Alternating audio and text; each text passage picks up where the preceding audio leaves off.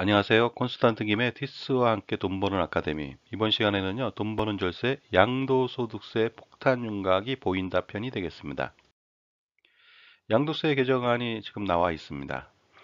주된 내용은요, 1년 미만 보유하고서 양도할 경우 양도세율을 징벌적으로 과세하겠다는 내용이고요. 그 다음에 중과세율 있잖아요. 그 조정 대상 지역의 2주택이나 3주택 이상인 경우에도 마찬가지로 징벌적 과세를 한다는 내용을 담고 있습니다.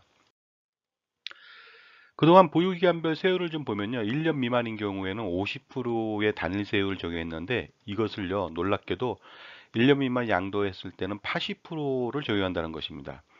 그, 그 지방소득세 10%까지 합친다면 88%나 되거든요. 만약에 양도 차익이 2억 원이 발생했다. 근데 1년 미만이다면요.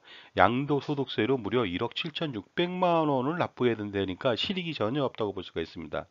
과연 이럴 경우 팔 수 있을까요?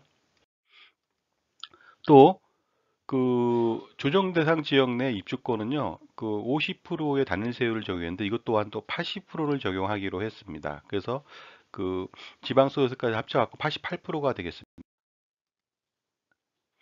양도차익이 1억 원이 발생하면요, 양도소득세 8,800만 원. 그러면 뭐 1,200만 원 정도가 남는데요. 여러 가지 부대 비용들 이거 따진다면 남지 않겠죠. 결국은 팔지 않는다는 거죠. 팔지 않는다면 공급이 안 되겠죠. 그러면 수요도 제대로 따라오지 않을 거고 부동산 시장의 침체나 내 집 마련은 영원히 어려워질 수밖에 없을 것 같습니다.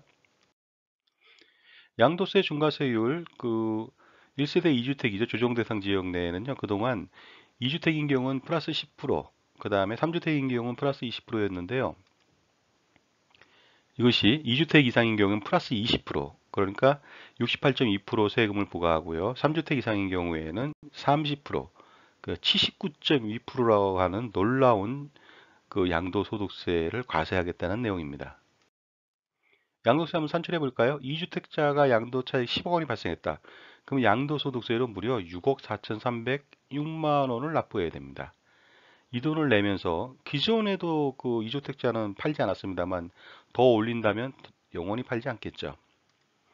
3주택자 같은 경우 양도차익이 10억 원일 때는요, 양도소득세가 무려 7억 3,306만 원까지 나옵니다. 마찬가지입니다.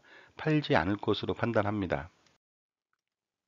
파급 효과라고 생각해 보는 것이 좀 있는데요.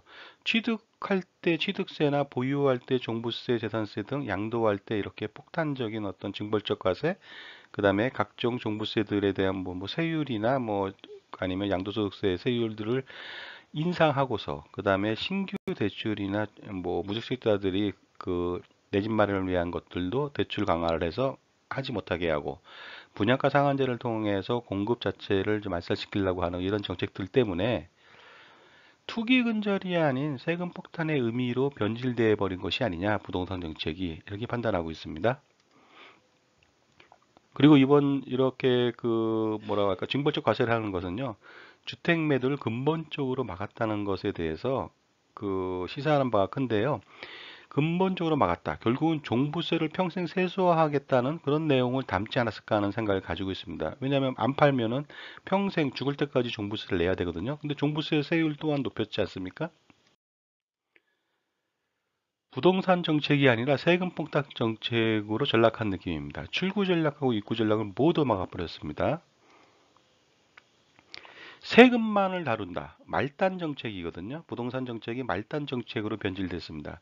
황사 마스크나 정수기 같은 정책하고 똑같습니다. 황사 마스크는요, 그 뭐라 중국 대륙의 그런 황사 자체를 근본적으로 해결하지 않고 개인들이 전부 다 황사 마스크를 써야 되고요. 정수기 또한 물을 깨끗하게 만들지 않고 아니면 수도관을 깨끗하게 만들지 않고서 개인이 뭐 마시는 사람들이 자체가 알아서 정수기처럼 정수기를 사용하라는 것인데요.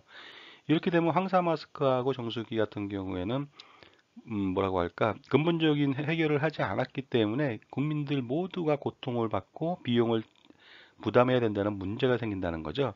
이러한 정책이 바로 말단 정책인데요. 이게 바로 부동산 정책하고 동일하다고 볼 수가 있는 것이죠. 결국 솔루션은요. 어쩔 수 없습니다. 그 종부세나 양도세를 분산하기 위해서라면요. 다양한 증여 전략들을 세우고 결국은 팔지 않는다는 거죠. 주택시장은 계속 꽁꽁 얼어붙고요. 가격은 계속 상승할 것으로 판단하고 있습니다. 그래서 왜냐하면은 이 주택 지분을 분산하거나 주택 소유를 다양화시킨다든가 이러한 증여 정책들이 계속적으로 나오기 때문입니다. 지금까지 돈 버는 절세, 양도소득세 폭탄 윤곽이 보인다 편이었습니다. 콘스탄트 김의 티스와 함께 돈 버는 아카데미를 마치겠습니다. 감사합니다.